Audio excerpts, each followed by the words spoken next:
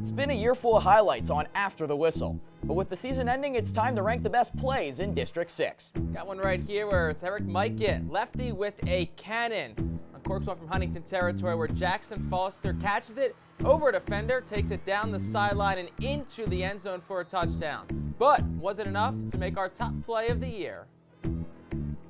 We will rank all top 5 of plays from the entire season later on today, but for one final time in 2022. Welcome to After the Whistle, a production of the students of Comm Radio, the Center County Report, and Penn State's chapter of Awesome. I'm Preston Shoemaker. And I'm Andre McGarrow. Today we'll take a look back at what was an exciting season of District 6 football that saw multiple teams in our area make deep runs into the state tournament. And I'm Jake Starr. It's been all fun and games this season, but in the spirit of the holiday season, let's tie a bow on this one. After the Whistle starts now.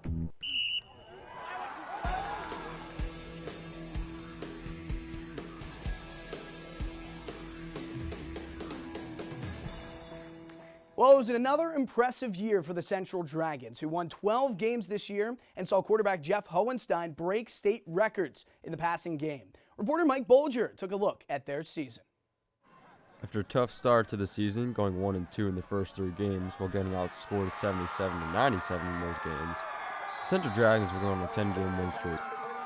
The Dragons would continue that dominant performance in the first round against Grove City Eagles, where they would jump out to an early 14-point lead before half, then finish the game 35-7, where quarterback Jeff Hohenstein threw for 322 yards and 4 touchdowns. After a dominant round 1 in the playoff, Central's hot streak would finally come to an end. In the second round, Central would face Bell Vernon, where they would struggle on offense early on and let up 2 straight touchdowns. The Dragons' offense would finally get it going in the second quarter, scoring 17 unanswered before the end of half.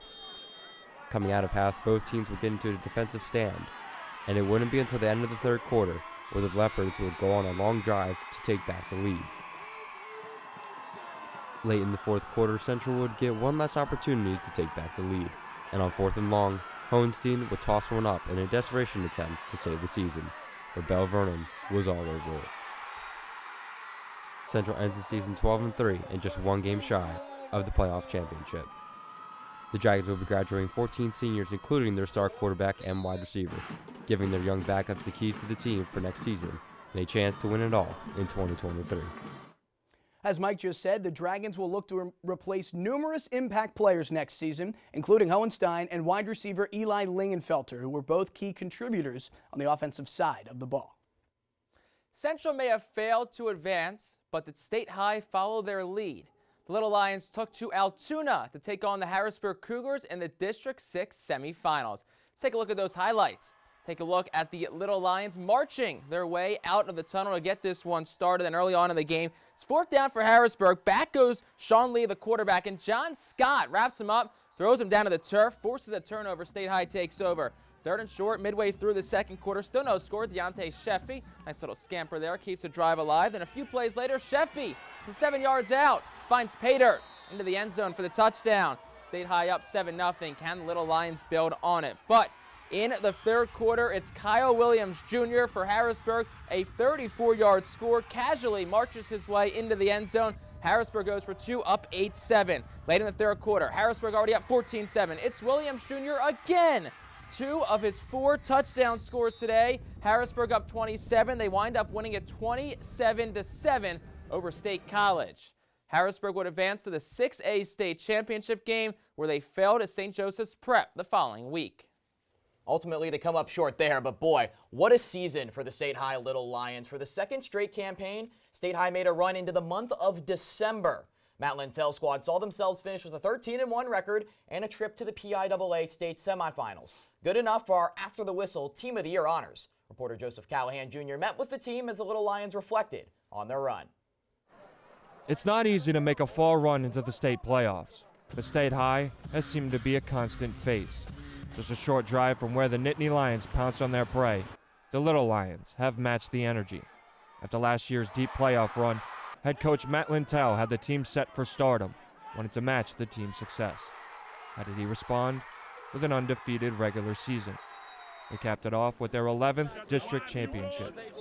Since taking over as head coach in 2014, Lintel has led State High to 8 district titles in 9 years, even after the move from District 4 to District 6 in 2016. It's just excitement. I think it's kind of a deep breath to have this game under your belt and be able to kind of move forward.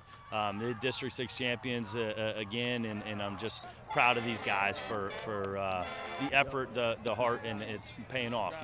We've been able to kind of check some boxes off along the way. Undefeated season, Mid-Penn champions, now District 6 champions. They roared into the state playoffs, taking down McDowell in a triple overtime victory at home. The game did more than just motivate the team. I mean, it felt crazy. It doesn't even feel like it really happened. It just went by so fast. But our coaches and all my teammates helped us prepare throughout the week and throughout the season, off season, that made us play for this. And we were like conditioned well. We knew what we were doing, and that's what made us win at the end. State champions. We're going to the state champ. Let's go. That spark would roll into the next weeks, capturing a state semifinals berth for the first time under Lintel. Even at 13-0, the Little Lions season can still be described as a spiral, but unfortunately, all good things must eventually come to an end. The kryptonite of the Little Lions seems to be Mansion Park in Altoona, as the Little Lions fell to Harrisburg 27-7, in the same destination they fell in the playoffs last year. I love these kids. They feel like my sons. They give so much to each other and so much to our program. There's so much fun to be around every day. The hardest part is not losing a football game. The hardest part is knowing that I don't get to coach those seniors anymore. Even though State High loses key pieces, quarterback Finn Fermanek and receiver Dante Nastasi for an example, the future is still bright. Their legacy will live on in the lessons and teachings of Lintel. On the field, its biggest retention is phenom running back Deontay Sheffy. The Bell Cow back rushed 208 times for 1,680 yards and 24 total touchdowns. The best part? He's merely a freshman. With back-to-back District 6 championships and 2 deep state playoff runs in a row, it seems that State High will remain in good hands. Reporting for After the Whistle, I'm Joe Callahan Jr. State High has now won the District 6 6A championship 6 of its 7 seasons in that classification. Reporter Logan Barandis has more on what made the Little Lions season so special. Thanks, Andre. A big part of that season was freshman running back Deontay Sheffy's incredible year as he helped lead State High on the ground. I took a look back at his season as our fresh face of the year. It's tough to pull off an undefeated regular season and make a deep run into the playoffs.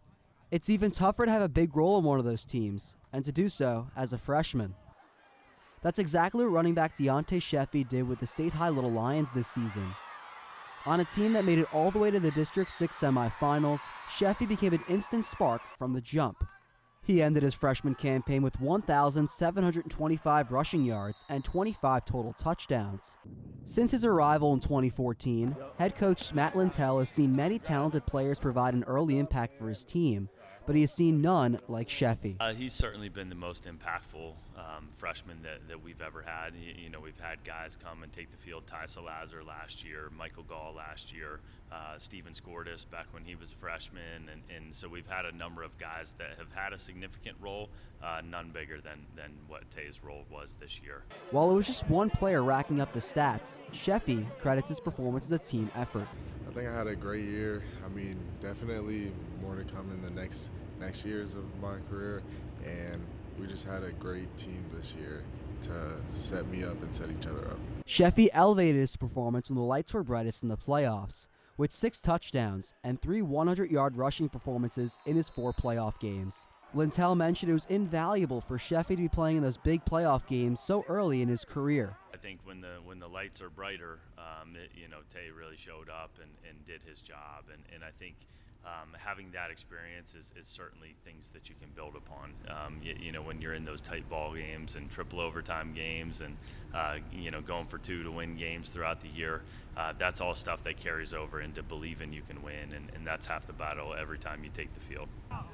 Now entering his first offseason as a high school football player, Sheffy turns his attention to the weight room as he looks to improve for next season and beyond, following a season that won him our After the Whistle Freshman of the Year award. There's always room to improve, but personally for me, I think the weight room is always great, and just keeping up work, and it's like definitely just everything, always room to improve. Sheffy led State High to the state semifinals. Congrats to Deontay Sheffy, our 2022 Fresh Face of the Year. Moving on now to some of the other teams in the district. It was an impressive 8-4 season for Bald Eagle High School following a 2-3 start. I took a look back at their season. The Bald Eagle Area Eagles put together a solid 2022 campaign, finishing with an 8-4 record. Although things didn't always look like they would finish off that way, Bald Eagle got off to a 2-3 start before rallying off 6 consecutive wins. The ride came to a screeching halt in the playoffs as the Eagles fell to Penn's Valley in a 34-14 defeat. That shouldn't take away from the impressive run, according to head coach Jesse Nagle. Really happy with it. I think we, a game or two short, but, I think the kids really responded early. We could have laid down, and, they fought back and made a nice run at it, so I'm really proud of them. The Eagles were led by a strong offensive attack, which put up over 30 points per game.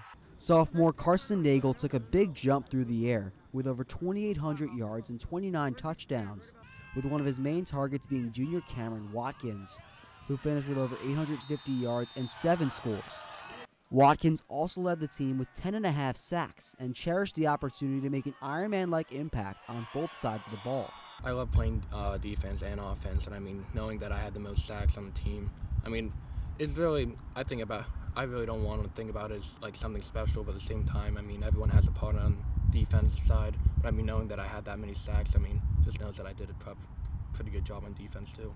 Watkins was a part of a defense which only allowed 13.5 points per game and recorded 3 shutouts. Senior Trey Green also played a big part in that unit's success, leading the way with 100 tackles. Green was also the Eagles' leading rusher with over 800 yards and 8 touchdowns. While it was his first full season as the Eagles' running back, defense has always been Green's niche. As far as defensively, that's where I feel like my almost my domain is. Where I can help the most.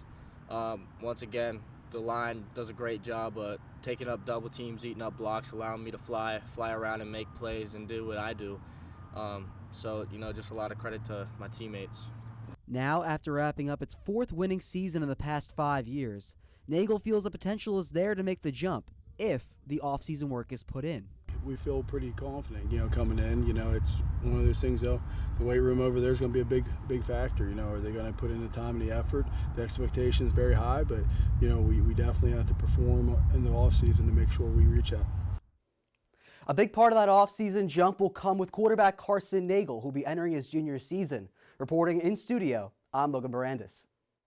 Thanks, Logan. Moving along now, a 500 season for Altoona led to a trip to the District 6 playoffs. Reporter McKenna Wall took a look back on the Mountain Lions season. The Altoona Mountain Lions kicked off their 2022 season with a roaring 19-9 win over Hollidaysburg, but the success was short-lived. Under head coach Vince Niedermeyer, Altoona finished this season 6-6 overall with a 2-5 conference record.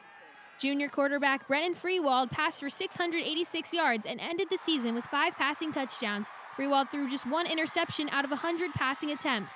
Senior defensive player and tight end Manny Miller is ranked number 5 in the state of Pennsylvania for total sacks, racking up 14 this season.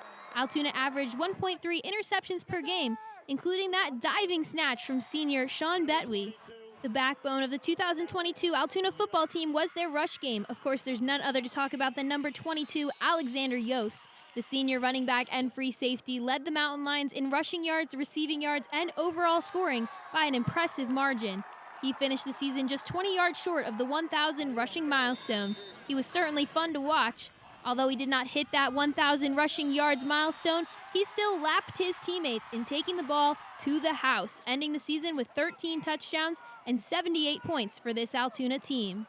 With Miller's help, the Maroon and White put up a tough defense with 584 tackles and 24.5 sacks.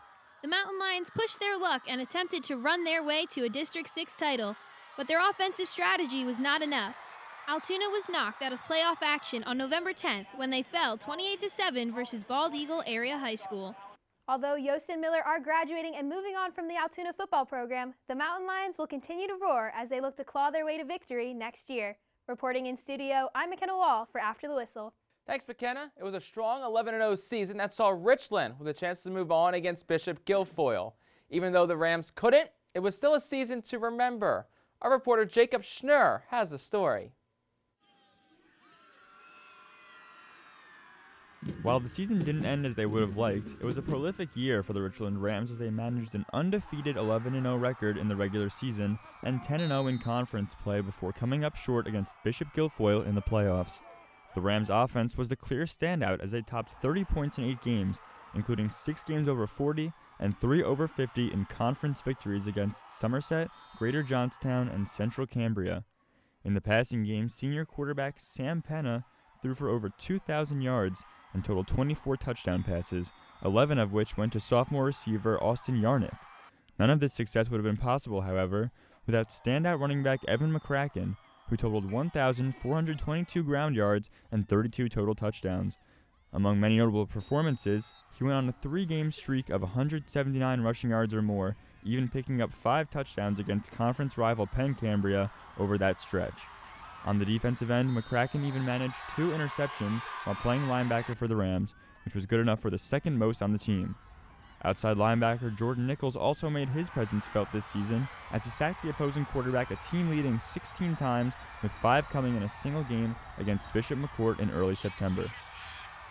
After finishing first in the Laurel Highlands Conference, Richland has a lot to be proud of as they head into their offseason. With Evan McCracken returning for his senior year in 2023, the Rams look to crack their way back into the playoffs once again. Reporting in studio, I'm Jacob Schnurr with After the Whistle. Thanks, Jacob. Bellwood Antis completed a 6-5 season that saw the Blue Devils eliminated in the first round of the district playoffs. Reporter Justin Chevalella recapped their season. Following a 10-2 record and second-round playoff exit to Richland last year, Bellwood Antis entered the 2022 campaign with high expectations. The Blue Devils would fall below those goals, but quarterback Gavin Ridgway still saw many positives throughout the season. We went 6-5, which isn't typically what we do, but it's a winning record, and I take anything as a win, and I think that we had a lot of younger guys that have stepped up this year, and I think they did a great job, so I think it showed it taught a lot of life lessons. Those life lessons came both on and off the field as the Blue Devils faced adversity from start to finish. Bellwood Antis lost 2 starters in Week 3 before losing a 3rd starter for half of the season. The injury plague was not the only challenge the Blue Devils faced, however. We even had a time period in October where we have 49 players on our team. 48 out of the 49 players missed at least 2 or 3 practices because of sickness, and it wasn't COVID, so it made it kind of tough. So our kids faced a lot of adversity throughout the course of the year. The Blue Devils fought through adversity to finish 6-5, led by a trio of seniors. Ridgway totaled over 1,800 yards and 21 touchdowns in his first year at quarterback, while Nick Cost averaged over 50 rushing yards per game and added 10 total touchdowns. In the air, Dylan Andrews became the #1 option, hauling in 4 of Ridgway's 11 passing touchdowns. We've been friends since elementary. On the field, he really took a big step being quarterback this year, having never played it. Andrews, Cost, and Ridgway are 3 of 11 seniors who will not return next season. But Bellwood Antis has a young core that has already seen playing time and has been brought closer together by the adversity of this season. I think that rallying cry from that loss, especially losing the last 2, has kind of brought us together a little bit, and it's making us work a little bit harder because, we're moving to the Laurel Highlands Conference next year where, every game is going to be a tough game. The Blue Devils' returning young core will look to right the ship in 2023 after losing 3 of their final 4 games this season. Reporting in studio for After the Whistle, I'm Justin Chevalella. Thank you, Justin. Well, it was an impressive 8-3 campaign for the Tyrone Golden Eagles. Our very own Dylan Price recaps their season. Nestled in the hills of central Pennsylvania, the Tyrone Golden Eagles look to soar to new heights in 2022 following a 5-6 campaign last year. With returning quarterback Ashton Walk at the helm for his first full season and a stout senior class, head coach John Franco admitted expectations were raised. Our motto is Team Toughness Tyrone, and little by little we've been getting that back, and we felt that this year we needed to take the next step. That next step was taken, led behind the electric connection of sophomore Ashton Walk and senior Ross Gamp that combined for over 540 yards and 8 scores. We're going to need to get it going this year if we wanted to, be one of the best teams. So from the 7-on-7s in the summer, we just worked together all year and went to the field by ourselves and, just got that timing down. Gamp wrapped up his career with the Orange and Black, surpassing his previous career highs in both yards and touchdowns, leading the team in all receiving categories, with Walk slinging the pigskin. Coach Franco is grateful for his seniors, a class he said acclimated to his leadership style upon his arrival and eventually thrived. Now the expectations have risen for the new era. The best part about this season is that we finished 8-2 and no one was satisfied. In Walk's first full campaign as the signal caller, he racked up 1,651 yards, 22 touchdowns through the air, and tallied 4 more on the ground en route to a first-round playoff exit against Central. Now Walk will lead the fresh crop of Golden Eagles to a new conference as the squad will look to keep on flying through the ranks of District 6 in 2023. We're moving to that new conference next year. It's going to be a lot tougher. First off, win the Lower Highlands and win the district championship and win the state championship. The Golden Eagles will look to grasp the gold in 2023 and fly like an eagle through the District 6 rankings. Reporting in studio for After the Whistle, I'm Dylan Price. Thanks, Dylan, both for your coverage of the Golden Eagles and for those golden pipes. How about that? It was a strong season with multiple playoff wins for the Penns Valley Rams. Reporter Mac Young dives into their year.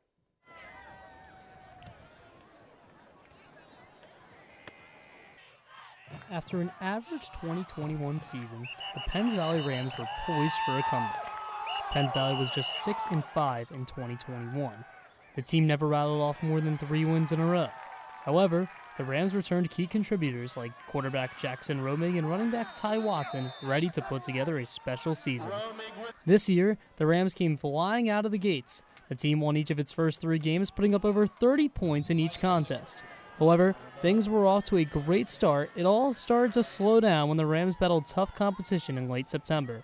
Penns Valley lost back-to-back games to Bald Eagle and Clearfield by double digits. The team then rallied together, winning 7 straight games, culminating in a thrilling home playoff game against Bald Eagle. The Rams took the sequel matchup with a commanding 34-14 win. The following week, Penns Valley headed to Mansion Park for a do-or-die game at a neutral site. Ultimately, the Rams fell to Bishop Guilfoyle 56-35, ending their season.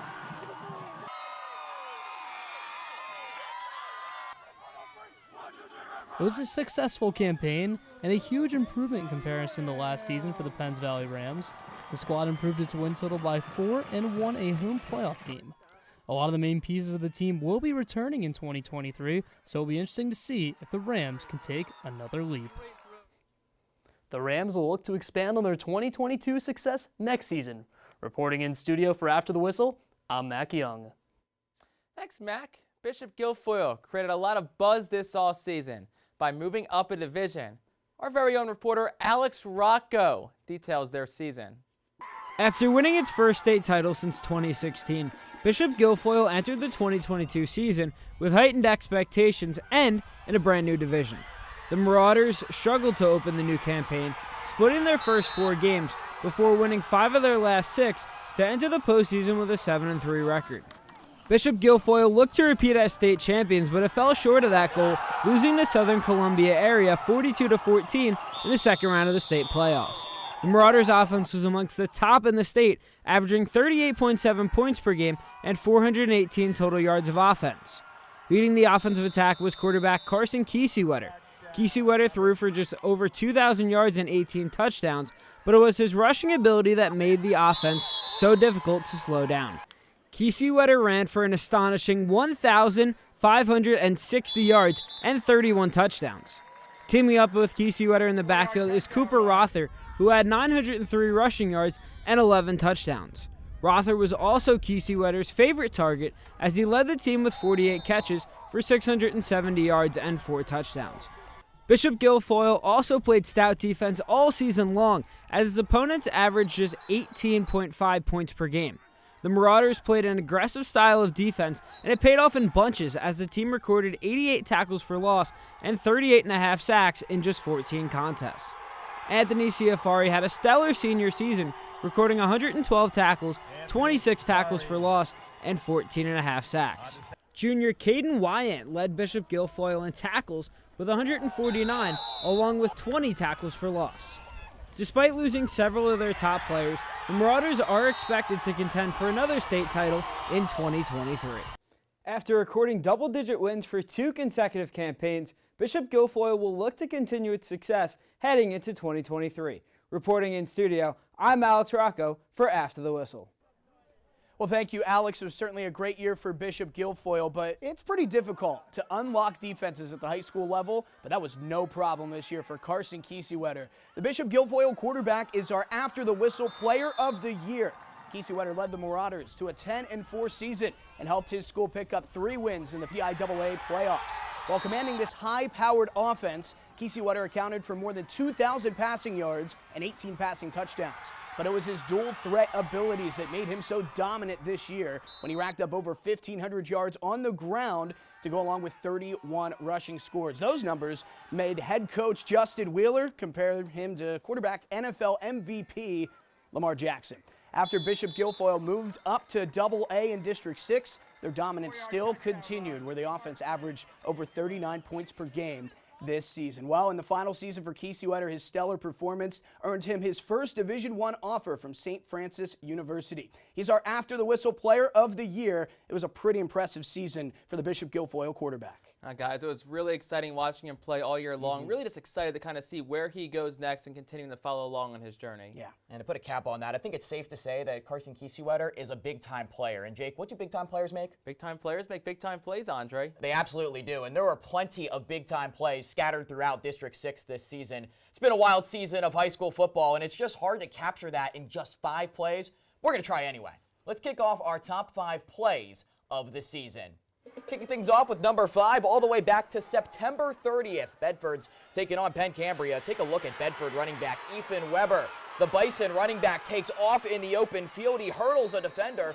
Looking like one of those Bison out at Yellowstone. He hurdles a defender, breaks free, 55-yard score. Wasn't enough to get the win, but certainly deserving of number 5 play. I mean, look at that hurdle that he had using the leaps. Looks like Najee Harris out there. The dominant back takes it to the house. Big-time play this season at number 5 back in September. That was fun to watch. Man, leave it to Preston to do a Steelers comparison on the show. But hey, let's go to number 4 now. We teased this one in the open. Back on September the 23rd, it was Eric MYKUT, a lefty cannon down the sideline where Jackson Foster hauls it in. A little bit of a backpedal there. Love that too.